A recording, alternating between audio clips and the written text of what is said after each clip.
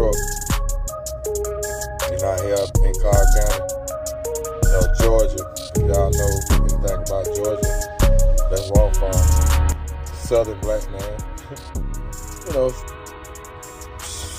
average story of most black men, you know, from the neighborhood, from the hood, from the ghetto. I'm out here working. I'm not from out here. I'm from Decatur. Decatur County is different. But anyway, I felt like I just needed to come on here and talk to y'all about cigarettes. You know what I'm saying? I stopped smoking cigarettes. And I started smoking cigarettes on my own. You know what I'm saying? Well, I had a little assistance, but it was all physical assistance. It was my body telling me that you need to start smoking cigarettes. It wasn't I need, you know, just up and stop, but I wanted to stop a long time ago, and it was hard, years and years and years and years. But I finally got around to letting them go cold turkey. So subscribe to this channel, because I'm gonna be talking about like a lot of stuff that I do on my own with my own willpower. And I'm the average black man from the hood, man. Never had nothing.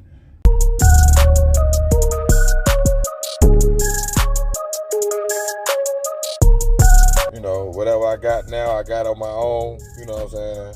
Got a little family, everything. We all going through it. So subscribe to this channel, CGDYME.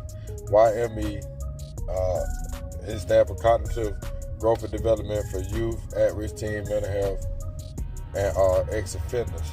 You know, so we doing all, you know, stuff like that, man. But subscribe to this, and let me tell you how I do everything in the straight life, just by straight willpower and the grace of God and the grace of, you know, energy, and how energy works in this world. But anyway, I've been smoking since I was 14, 15 years old. My mama was smoking, my daddy smoked.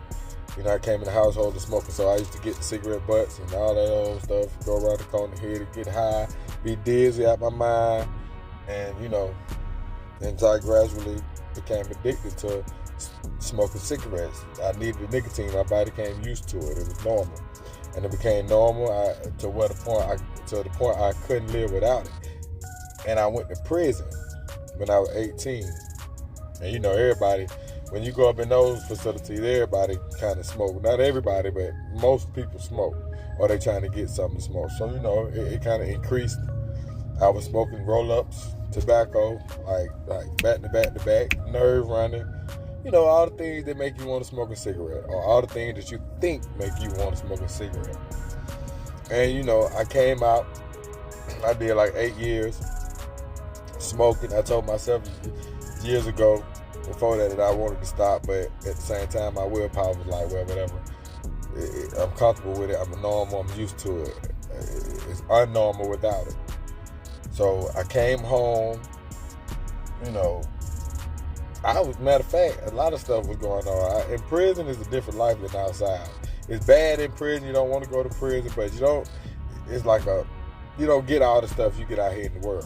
Like, you don't get all the salts, all the greases, all the little stuff all the little fats and nonsense you eat. We eat and drink sodas and all that out here. Unless you can pay for sodas and stuff, but it's hard to get that stuff if you ain't got support and people helping you out in prison. So, you know, you kind of on a forced diet. You know what I mean? So health, I worked out, I exercised. So health was pretty well. You know, I used to catch migraines a lot. Though that's the big problem I had. I used to catch real bad migraines. So I had to lay down on the floor, cut all the lights off. Nobody bothered me, because once it started. It wasn't going to stop. I could take some medication and do some remedies, but it still takes a little, once it comes, it takes a little time to stop. But anyway, I was going through that.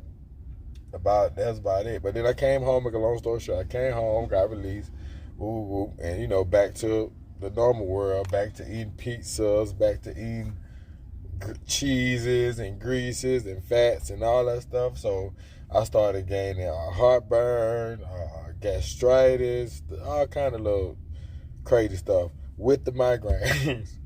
And with the stress of coming home, trying to work, trying to keep jobs, trying to, develop from what I missed out on, all of this. And, I was smoking cigarettes.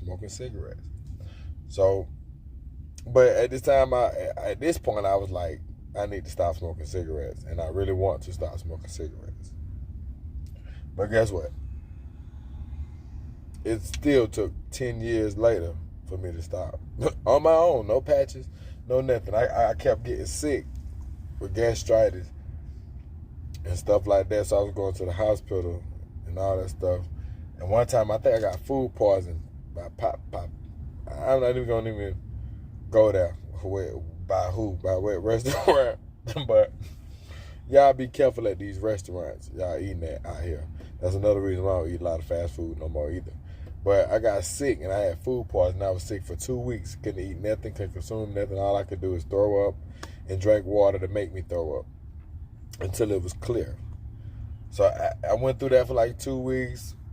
I couldn't even smoke nothing. I couldn't smoke a cigarette, couldn't smoke no weed or anything, nothing. I really don't really smoke that, like, anyway, but I smoked cigarettes, but I couldn't do that. So, but once I got out of that 2 weeks, and now I had lost like 25 pounds. I went from like 185 to 160, 165, and then, I started back, I couldn't eat but rice and, boiled eggs. But anyway, somebody was, the cigarettes was being smoked, the tobacco was in the air. So, normally being addicted, I smell the tobacco. Yeah, okay, I want a cigarette. And then I hit the cigarette, and my body was like, okay, no, that's it. Like, it was just the most terriblest feeling ever. So I began to start to make myself hate cigarettes. And I just stopped. Every time I seen a cigarette or smelled the cigarette, I hated the smell. I made myself hate the smell.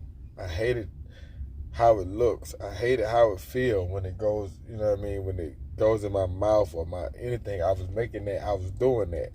I was forcing that through willpower. They say you do certain things over a certain amount of days, it becomes a habit. And it became a habit. It started stinking. Like I couldn't even stand the cigarette smell, like to fire it up the first time. It was just terrible. So I went along with that for a long time. For weeks and weeks. Hate cigarettes.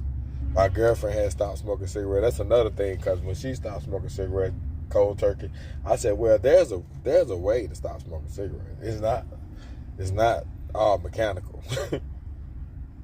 So, after a few weeks of just hating it, making me hate cigarettes, and me forcing myself to hate cigarettes, developing my willpower to look at it that way, I did it, and I appreciate myself, and I'm proud of myself, and I haven't been smoking cigarettes. It's been 2 years. September, October, November, December, January, February, March. It's been 2 years and 7 months that I haven't smoked a cigarette. So I say to you, if you really wanted to stop smoking cigarettes, drinking, any drugs, any old thing, you have to look within self. It's willpower. Willpower. Until you want to stop smoking cigarettes, you're going to continue to smoke cigarettes. So it's willpower. So subscribe to this channel, and I'll be telling you a lot of stuff about how I develop myself naturally through cognitive growth, meaning from internal, getting all my answers internally. See y'all next time. Run, Tay.